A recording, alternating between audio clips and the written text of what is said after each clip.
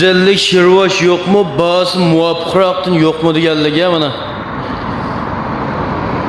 Ustug'anlari normal bo'lgan, motormi normal bo'lgan, oldi-keyni kamallarima yomon emas bo'lgan.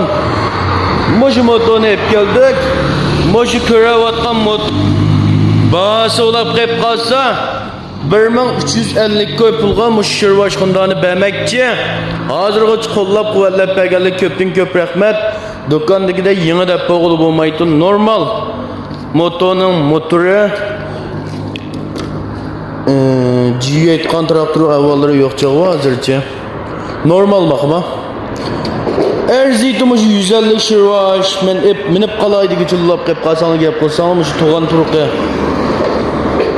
Bitirib o'tib mangata motorda manda bek cho'ng g'allig'udu yo'q. Normal. Aloqa telefon numar 166 99 83 68 33. Setlib qo'ldan chiqib bo'g'ichi bor.